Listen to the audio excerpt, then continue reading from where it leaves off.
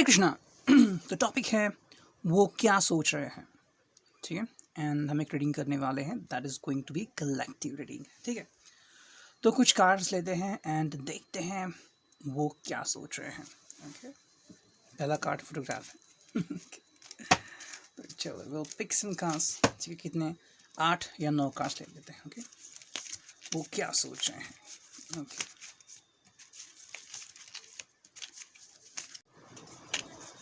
3 card आ गए, ठीक है। चौथा, पांचवा, छठा, सातवां, ठीक है, और ये 8वां कार्ड, ठीक है। 8 कार्ड्स आ गए। अब देखते हैं विस्तार से क्या रीडिंग आती है रीबा। ओके, तो वो क्या सोच रहे हैं।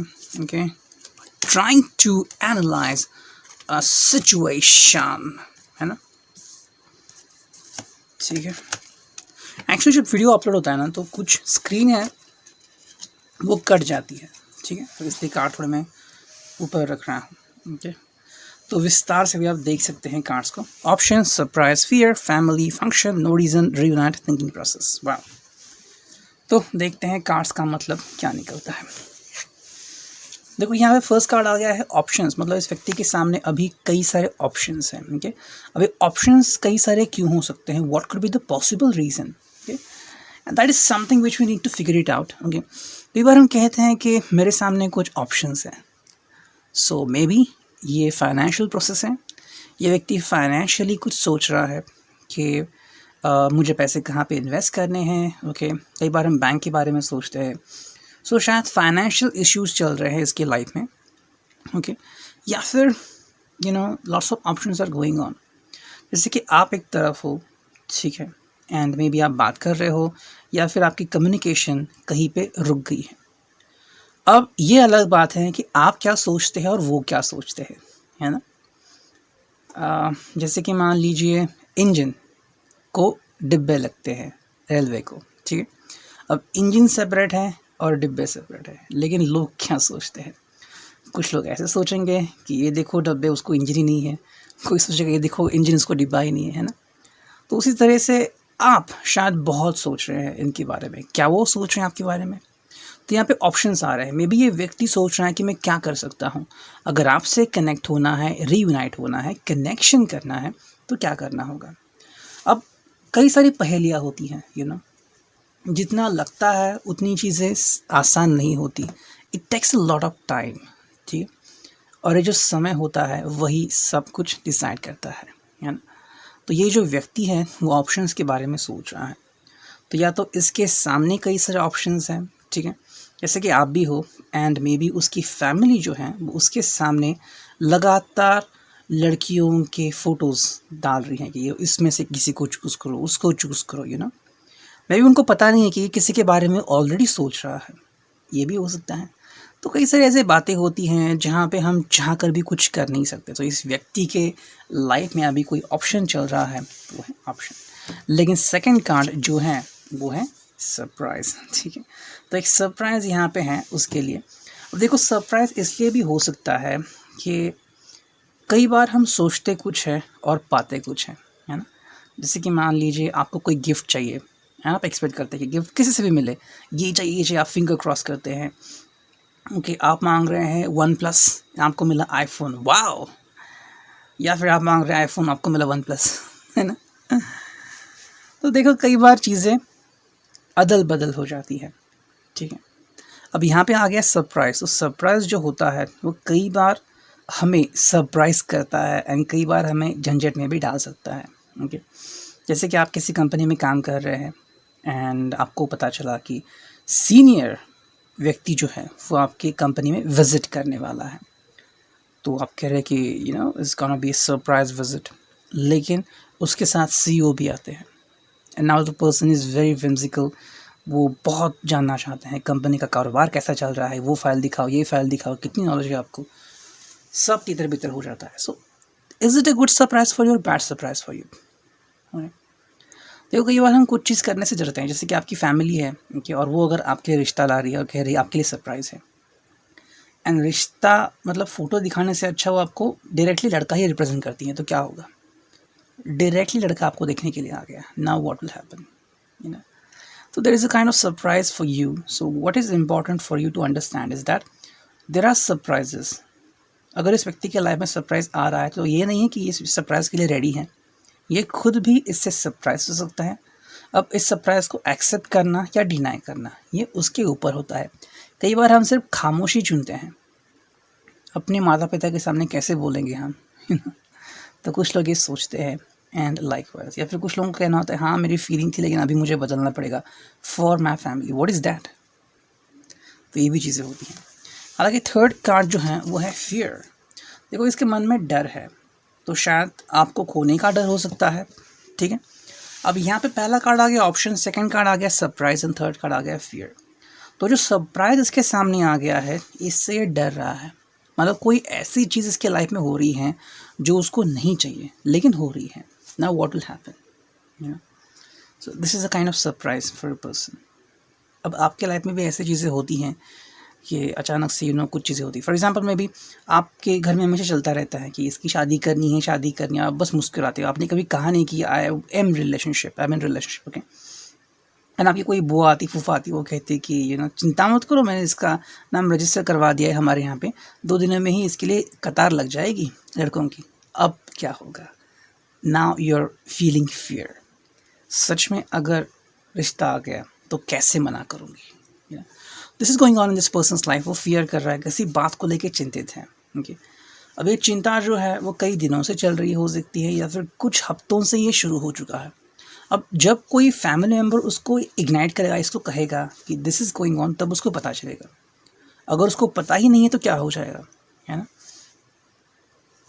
तो ये एक इम्पॉर्टेंट बात होती है। जैसे कि अंगूठी है आपके हाथ में गोल्ड की, ठीक है। आप इतना ध्यान नहीं देते, थोड़ी सी लूज़ है, ठीक है। आपने ध्यान नहीं दिया, 2 घंटे बाद को पता चला अंगूठी नहीं है हाथ में, तो क्या होगा? फियर, है ना। या फिर यूँ कह लीजिए कि कोई है जो आपको सरप्राइज़ देना चाहता है, उसने आपके लिए कोई अंगूठी ला दी है। वो कह रही कि आपकी सरप्राइज़, वो कहती है मैं आपको अंगूठी ला दी। आप कह रहे मेरी अंगूठी कहाँ गई? लेकिन आप इस सरप्राइज़ को डिनाई नहीं कर सकते बिकॉज यू लव हर, लेकिन at the same time you worry about your ring जो बहुत कॉस्टली है। So what will happen? ये चीज़ें यहाँ पे चल रही है। नेक्स्ट कार्ड है फैमिली। तो उसके लिए फैमिली जो है वो इश्यू हो रहा है। अब देखो कई बार फैमिली क्या होता है ना, हम फैमिली को बताते नहीं हैं, तो क्या होता है? अब देखो प्यार एक ऐसी फीलिंग है, ओके। कुछ लोग बोलते हैं कि शादी के बाद प्यार हो जाएगा, कुछ लोगों का कहना है लव मैरिज ही बेहतर है, ओके। और देखो जिसके जैसे अनुभव वैसे होता है लाइफ में, ओके। किसी के अनुभव अच्छे होंगे रिलेशनशिप के बारे में, किसी के अनुभव अरेंज मैरिज के अच्छे होंगे कि मैंने देखे हैं कितने सारे लोगों ने अरेंज मैरिज किया, उनके पास कितनी अच्छी अच्छी चीज़ें हैं। सो हर एक की लाइफ में चीज़ें अलग अलग हो जाती है। लेकिन जब फैमिली आती है तो क्या होता है? तो अब देखो बात कैसी होती है, जब आप किसी को देखते हैं, पसंद करते हैं, प्यार में पड़ते हैं, तो कई बार 90% आप सिर्फ अपने बारे में सोचते हैं।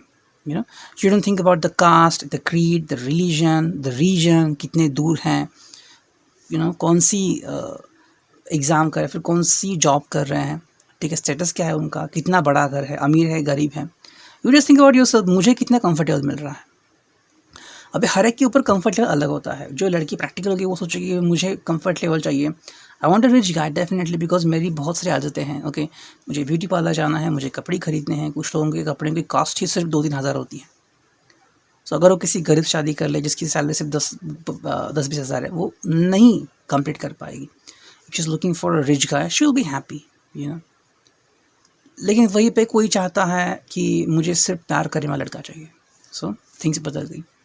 लेकिन जब फैमिली की बात आती है तो फैमिली क्या देखती हैं कि वो आपको कैसे खुश कर सकता है। So they know more about you, okay, and they also want a person who will have a future not only with you but with the family. ये भी इंपॉर्टेंट होता है। अब देखो कई बार हमें लगता है कि ये इंसान जो है ये हमारी ज़िंदगी में 4 चांद लगाएगा, but we never know the future. ये व्हील ऑफ फॉर्चून का जो कार्ड होता है उसकी स्पेशलिटी ये है कि वो रिवर्स भी होता है, स्ट्रेट भी है। बनते बनते काम बिगड़ भी जाते हैं और बिगड़ने वाले काम बन भी सकते हैं। तो फैमिली जो होती है वो ऐसा व्यक्ति ढूंढने की कोशिश करती है हमारे लिए जो संकट में भी हमारा साथ दे, है ना। अब देखो आपके पास सब कुछ है, चेहरा है, रौनक है, आप एक हट्टे कट्टे व्यक्ति हैं, ठीक है, आपकी उम्र भी सही है, you have every kind of thing with you, curves है, शेप है, आप अच्छी जॉब पे हैं, पैसा है, रुतबा है, फैमिली है, व्हाट नॉट। वही इमेजिन कीजिए शादी के बाद कुछ हो गया, एक्सीडेंट हो गया, चेहरे पे स्कार आ गया, मूल आ गया, कोड़ आ गया। अगर इस व्यक्ति ने जो आपसे प्यार करता है, आपके हिसाब से लव मैरिज, उसने अगर आपको एक्सेप्ट करने से डिनाई कर दिया तो क्या होगा? आप जो अंदर से टूट जाओगे वो कौन संभालेगा?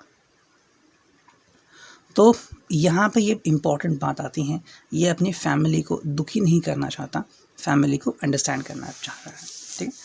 अब देखो नेक्स्ट कार्ड है जो कि है फंक्शन। तो शायद कोई फंक्शन अरेंज हो रहा है, ऐसा मतलब है उसकी फैमिली ने कोई फंक्शन अरेंज किया है, ठीक है। अब या तो वो किसी के सगाई में जा रहा है, ठीक है, वो इसका दोस्त हो सकता है या फैमिली फ्रेंड हो सकता है, या उसकी फैमिली ने इसके लिए कोई फंक्शन अरेंज किया हो सकता है। एंड क्यों ना करे, अगर फैमिली को फ़क्र है इसके ऊपर कि इतना अच्छा लड़का है उनका, इतना अच्छी लड़की है, सो उसका फ्यूचर कितना अच्छा होना चाहिए, है ना। अब देखो कुछ लोग जो होते हैं वो बहुत गर्व करते हैं, मेरी औकात देखो, मेरा एजुकेशन देखो, I have completed this, I am at this post, there is nothing about you. आपने हार्ड वर्क किया है, लेकिन वो सब पैसा जमा करना, आपको प्रोत्साहन देना, आपको वहाँ पे जाने देना, ये आपके फैमिली ने किया है। अगर वो ना कर पाते तो क्या होता? कुछ लोग ऐसे जिनके पास पढ़ने के लिए किताब नहीं होते, पैसे नहीं होते, जब वो हार्ड वर्क करते हैं और आगे पहुंचते हैं, salute to them, that is one thing. लेकिन नेक्स्ट कार्ड है नो रीज़न। तो देखो यहाँ पे अगर वो किसी फंक्शन को डिनाई करना चाहता है तो कोई रीज़न ही नहीं बनता। कैसे कहेगा कि मैं इस फंक्शन में नहीं आना चाहता, I don't want to marry this girl, I don't want to marry this boy. क्यों? ऐसे कोई बात ही नहीं है कि आप उसे रिजेक्ट करें। ओके, आई थिंक एक अल्लू अर्जुन की कोई मूवी है रेस करके, ओके, पूरा तो नाम शायद मुझे याद नहीं है, तो उसमें एक शॉट था कि उसका भाई होता है and his brother loved a girl, काफ़ी सालों बाद वो मिलते हैं and his girlfriend, the dream girlfriend, tells him that I want to marry you. लेकिन उसके जो बॉस होते हैं, जो कमिश्नर होते हैं, वो चाहते हैं कि मेरी बेटी से तुम्हारी शादी हो जाए। तो फिर सब बात आती है अल्लू अर्जुन पे, क्यों क्या करे, तो अपनी भाई को धक्का देता है एक जगह से और वो गिर जाता है, भाई को एडमिट करते हैं। तो वो बोलता है he is unable to produce children, ठीक है, एंड ये बोल के, ये डॉक्टर से बुलवा के वो उसकी शादी तुड़वाता है। फिर उसका भाई गुस्सा होता है कि तुमने ये क्यों कहा, तो वो सीधा बोलता है, जो भाई जितना पैसा मिल रहा है उसमें मैनेज कर रहा है, सब जगह पे इतनी अच्छी रेपुटेशन है, मैं उसके लिए क्या खराब बोल सकता हूँ। One thing about physicality, otherwise nothing else which I can show wrong. तो कोई रीज़न ही नहीं है उसको रिजेक्ट करने के लिए। अगर लड़का सही, लड़की सही है, ठीक है, ख़ानदानी है, आपकी कास्ट का है, आपके रिलीजन का है, फैमिली ने खुद चुना है आपके लिए, एंड वो खुद बोल रहा है कि वो आपका साथ निभाएगा, निभाएगी किसी भी हालत में। जॉब कर रही है, अगर जॉब करना हो तो नहीं करनी तो भी वो प्रॉब्लम नहीं उनको, अच्छा बड़ा घर है उनका, व्हाट एल्स इज देयर, ये बात है। नेक्स्ट कार्ड है रीयूनाइट। तो आपसे रीयूनाइट होना सोच रहा है, ठीक है। देखो ये उसकी सोच है, लेकिन यहाँ पे ये कार्ड आ गया है नो रीज़न। तो कहीं ना कहीं ये व्यक्ति अटक गया है, गोते खा रहा है, और ऐसे हालत में वो क्या कर सकता है? अगर दो चीज़ों के बीच फंस गया है, कातरी में ऐसे आ गया है, तो क्या करेगा, है ना। तो रीयूनाइट उसे होना है, लेकिन कैसे होगा, क्योंकि नो रीज़न है यहाँ पे, रीज़न ही नहीं दे सकता। क्यों, मैं क्या बताऊँ? अगर वो किसी को पसंद करता है, अगर उसको बोलना था तो पहले बताता। फैमिली फंक्शन नहीं ऑर्गेनाइज करती, अब फंक्शन सिलेक्ट हो गया, सब कुछ हो गया, मतलब आप खुद इमेजिन करो, कोई लड़का या लड़की है, सगाई तक बात पहुंच गई है, सगाई हो चुकी है, शादी के दिन वो कहती हैं कि मैं किसी और से प्यार मोहब्बत करती हूँ। अगर उस वक्त शादी टूट गई तो क्या बीतेगी उसके फैमिली के ऊपर। तो ये व्यक्ति रीयूनाइट होने का सोच रहा है एंड यहाँ पे चल रहा है थिंकिंग प्रोसेस। तो बताऊं या ना बताऊं, करूं या ना करूं, इस सोच में ये व्यक्ति डूबा हुआ है, थिंकिंग प्रोसेस क्लियर नहीं है कि मुझे क्या करना चाहिए, क्या सच में मुझे बताना चाहिए मेरी फैमिली को अबाउट माई लव, या फिर मुझे जो डेस्टिनी ने दिया है उसे फॉलो करना चाहिए। और देखो ऐसा नहीं कि जो लव मैरिज करते हैं उनका प्यार टिकता है, ठीक है, डिवोर्स मैट्रिमोनी भी है वहाँ पे। चाहे कई बार देखिए कम उम्र की लड़कियां भी हैं वहाँ पे, कम उम्र में शादी हो गई एंड डिवोर्स भी हो गया। एंड कई लोगों की तो लव मैरिज भी थी, शादी के बाद पता चला कि इट जस्ट कांट हैपन, हम दोनों एक दूसरे के लिए नहीं हैं। जो थी वो सिर्फ फीलिंग थी, अट्रैक्शन था, उसमें शादी हो गई। रोज़मर्रा की जब ज़िंदगी आती है तब पता चलता है कि नहीं, ये मैनेज नहीं होगा। ये लोगों को बदलना है तो दोनों को बदलना पड़ेगा, एक चीज़ को बदला के कोई फ़ायदा नहीं है। जैसी कोई कार है, ठीक है, अब नई कार है लेकिन 2 महीने में ही उसकी क्लच प्लेट ख़राब हो गई, बदल डाली, फिर 2 महीने में क्लच प्लेट ख़राब हो गई। सिर्फ क्लच प्लेट बदल के कोई फ़ायदा नहीं है, जो ड्राइवर है उसको बदलना पड़ेगा। अगर वो वैसे ही गाड़ी चलाएगा रफ एंड टफ तो क्लच प्लेट ख़राब हो गई है, ओके। तो ये उसके लिए इम्पॉर्टेंट है। आशा करता हूँ रीडिंग आपसे रिजोनेट होगी। Thank you, take care, signing off, me and you.